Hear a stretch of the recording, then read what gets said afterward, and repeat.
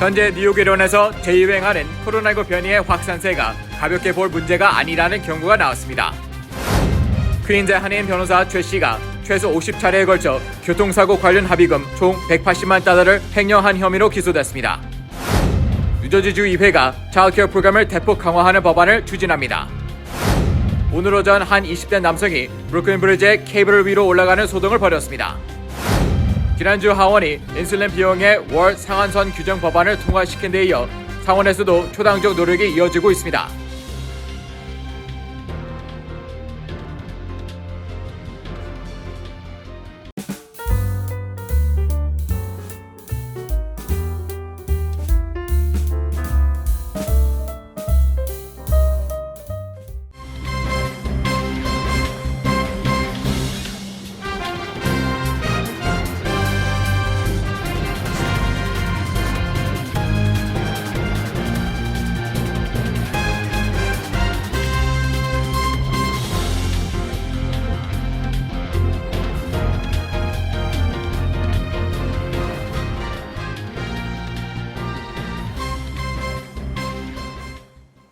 여러분 안녕하십니까?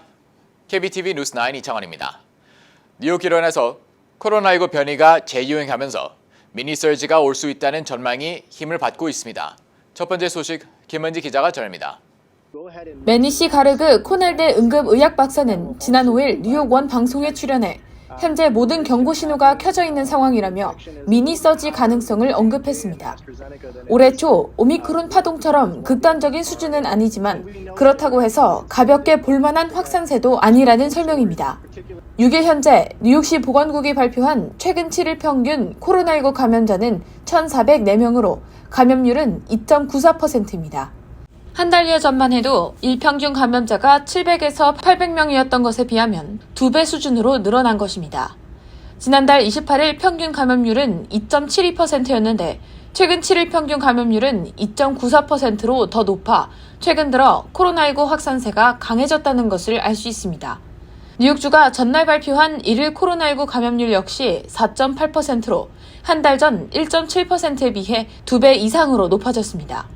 한편 이날 연방식품의약청은 온라인 회의를 열고 변이 확산에 어떻게 대응할지 논의했습니다.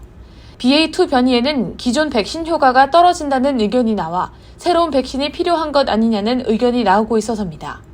로셸 웰렌스키 연방질병통제예방센터 CDC 국장은 기저질환이 있는 50세 이상이나 65세 이상 성인들은 추가 부스터샷을 맞기를 권장할 것이라고 밝히기도 했습니다. KBTV 뉴스 김은지입니다. 변호사 자격을 정지당하고도 의료인들에게 지급돼야 할 180만 달러 이상의 교통사고 합의금을 착복한 혐의로 기소된 40대 퀸 한인 변호사에게 최대 4년 6개월의 징역형이 선고됐습니다. 전장의 기자의 보도입니다. 퀸즈 형사법원 유진 구아리노 판사는 선고 공판에서 최요한 전 변호사에게 최소 1년 6개월, 최대 4년 6개월의 징역형을 내렸다고 퀸즈 검찰이 밝혔습니다. 검찰은 또 피고가 횡령한 피해자들의 합의금을 온전히 상환하도록 요구하는 28건의 손해배상 판결에 서명했다고 전했습니다. 최 씨는 2015년 8월부터 5년 동안 최소 50차례에 걸쳐 교통사고 관련 의뢰인들을 속이고 180만 달러에 달하는 합의금을 가로챈 혐의로 기소됐으며 지난 1월 31일 자신의 혐의에 대해 유죄를 인정했습니다. 검찰에 따르면 최 씨는 2016년 11월 교통사고 피해자인 한 여성의 사건을 의뢰받은 뒤 상대 보험회사로부터 52,500달러의 합의금을 받았지만 의뢰인에게 돌아가야 할 35,000달러를 전달하지 않았습니다. 이후 최 씨는 2017년 11월 20일 변호사 자격이 정지됐지만 같은 방식으로 의뢰인들의 교통사고 합의금을 계속 가로챘습니다. 2018년 5월 최 씨는 또 다른 교통사고 피해 여성의 합의금으로 상대 보험회사로부터 7만 5천 달러를 받았지만 피해자에게 돌아가야 할 5만 250달러를 주지 않았습니다. 최 씨는 결국 2019년 3월 변호사 자격을 박탈당했습니다. 검찰에 따르면 피해자들은 최소 1,000달러에서 최대 5만 달러 이상의 교통사고 합의금을 받지 못한 것으로 확인됐습니다.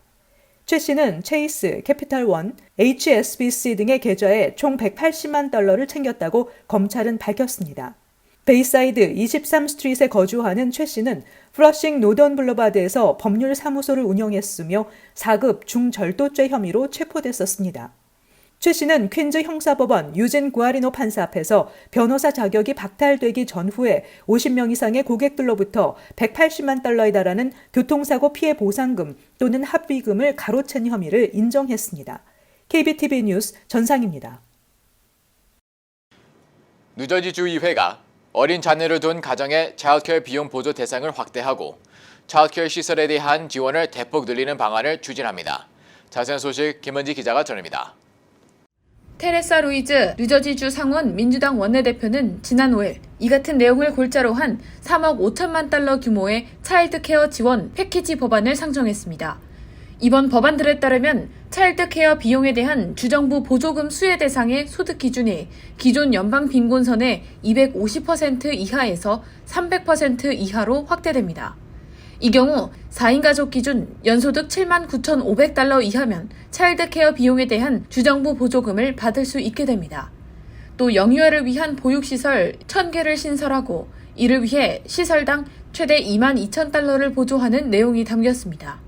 이외에 주정부의 5세 이하 영유아 교육과 보육을 위한 부처 신설과 차일드케어 비용 세액공제, 차일드케어 시설에서 일하는 풀타임 직원 대상 세금 크레딧 제공 등 뉴저지에서 차일드케어 프로그램을 대폭 강화하는 내용들이 다수 포함됐습니다. 루이즈 의원은 코로나19 사태 동안 뉴저지에서 영유아 자녀를 둔 여성 5명 중 1명은 보육 문제로 인해 직장을 떠났다는 조사 결과가 있다면서 차일드케어에 대한 지원 강화가 필요하다고 강조했습니다.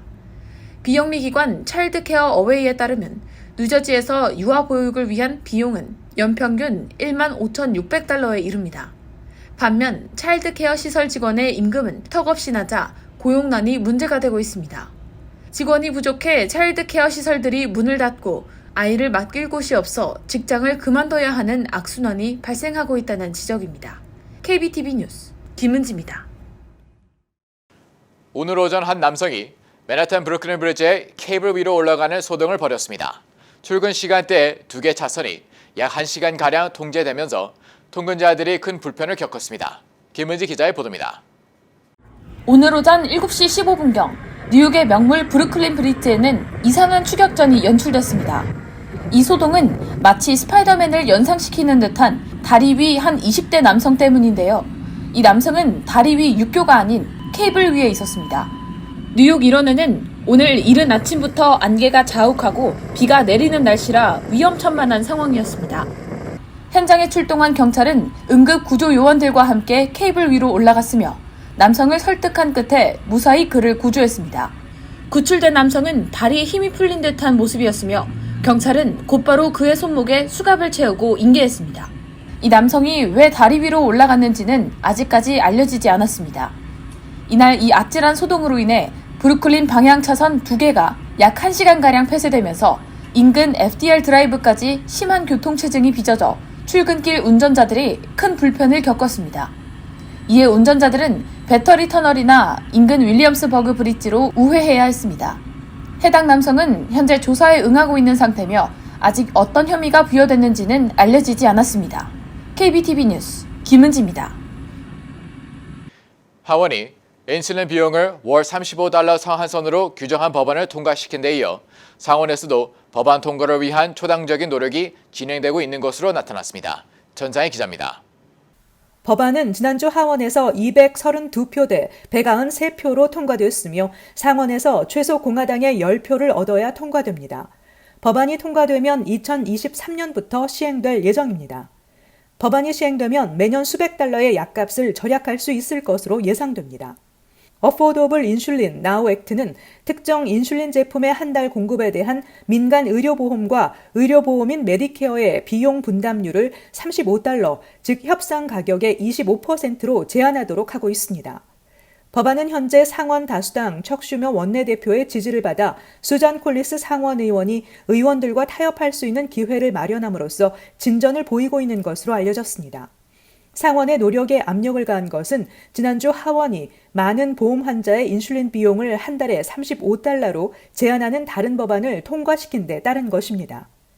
콜린스는 지난주 인터뷰에서 두 상원 의원이 3년 전에 작업한 법안을 기준으로 당뇨병 환자가 지불하는 금액을 제한하는 것을 넘어 제약회사가 부과하는 가격을 낮추는 것을 목표로 하는 개요를 제시했다고 말했습니다. 콜린스는 법안이 인슐린의 높은 정가라는 광범위한 문제와 제조업체에서 약국 카운터에서 구매하는 소비자에 이르기까지의 중간 마진의 발생을 최소화한다고 밝혔습니다. 카이저 패밀리 재단의 보고서에 따르면 환자의 상태와 치료에 따라 현재 인슐린 비용은 한 달에 $200에서 $1,000 이상에 이를 수 있습니다. 지난주 재단의 여론조사에 따르면 환자의 인슐린 부담을 줄이는 법안에 대해 대중의 절반 이상이 이를 최고 우선순위로 보고 있습니다. 바이든 대통령은 인슐린 등 처방 약가의 인하를 위한 법안을 통과시켜 줄 것을 의회에 촉구했습니다. KBTV 뉴스 전상입니다. 상원이 오늘 첫 흑인 여성 대법관 지명자 커탄지 브라운 잭슨 판사에 대한 인준 표결을 실시해 잭슨 판사의 초당적인 인준 절차가 마무리됐습니다. 척 슈머 상원 민주당 원내대표는 오늘 상원과 대법관뿐만 아니라 미국에게도 기쁜 날이 될 것이라며 미국은 완벽한 국가가 되기 위한 큰 발걸음을 내디뎠다고 강조했습니다. 민주당과 공화당 소속이 50대 50으로 나뉜 상원에서 공화당 소속 의원 3명이 잭슨 판사를 지지하면서 그는 200여 년의 미 법원 역사상 3번째 흑인 대법관이자 6번째 여성 대법관으로 기록됐습니다. 뉴욕시를 떠나면 더 나은 삶을 살 수 있을 것 같다고 생각하는 뉴요커들이 점점 많아지고 있습니다. 설문조사에서 응답자 중 절반 이상인 59%가 우리 가족의 미래가 뉴욕시를 벗어난다면 더 나을 것이라는 문구에 그렇다라고 답한 것으로 나타났습니다. 그렇지 않다라고 답한 응답자는 절반 이하인 41%에 그쳤습니다. 지난해 실시된 설문조사에서 같은 질문에 응답자 47%가 그렇다라고 답한 것과 대비해 12%포인트 증가한 것입니다. 응답자들은 현재 뉴욕시가 직면한 문제 중 개선이 가장 시급한 이슈로 범죄 증가로 인한 공공안전 문제를 꼽은 것으로 나타났습니다. 설문조사에 따르면 응답자 중 41%가 공공안전 문제를 가장 중요한 문제라고 답했습니다. 응답자들이 뽑은 두 번째 문제로는 인플레이션, 휘발유값, 물가가 19%였습니다. 글로벌 차량 호출업체 우버가 여행 플랫폼으로 확장을 추진합니다. 우버는 여행 슈퍼앱을 목표로 계획을 추진하고 있습니다. CNBC에 따르면 샌프란시스코에 본사를 둔 우버는 올해 영국 앱에 기차, 버스, 비행기, 렌터카 등 예약 기능을 추가하고 서비스가 성공적일 경우 다른 나라로 확대할 것이라고 밝혔습니다. 우버는 여행 서비스를 자체적으로 제공하지는 않지만 티켓을 판매하는 플랫폼들과 소프트웨어를 통합해 사용자가 우버 앱에서 서비스를 예약할 수 있도록 할 예정입니다. 우버는 앞으로 몇 달 내 다양한 파트너들을 발표할 계획이라고 밝혔습니다. 오스카 시상식에서 시상자 폭행 사건을 일으킨 헐리우드 배우 윌 스미스가 아카데미 회원직에서 자진해서 사퇴한 가운데 아카데미가 스미스에 대한 별도의 처벌 방안을 논의합니다. 윌 스미스는 지난달 27일 아카데미 시상식에서 탈모증을 앓는 아내를 농담으로 놀린 코미디언 크리스 락의 뺨을 때렸습니다.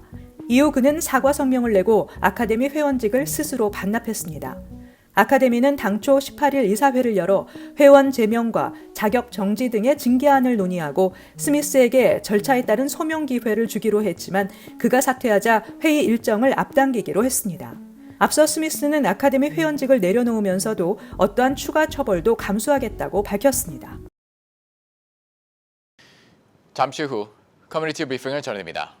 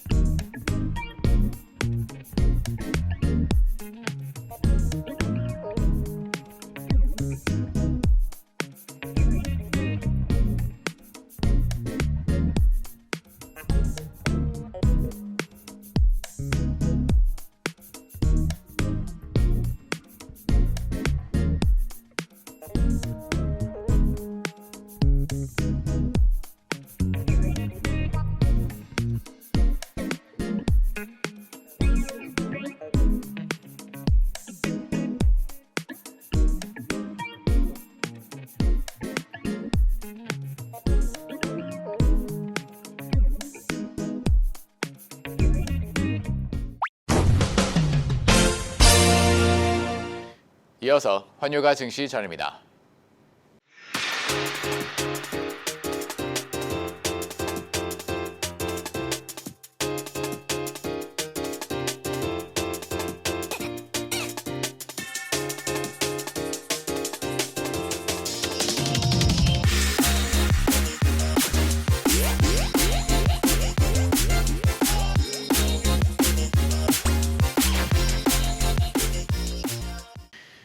잠시 후 뉴욕과 늦어진 날씨 전입니다.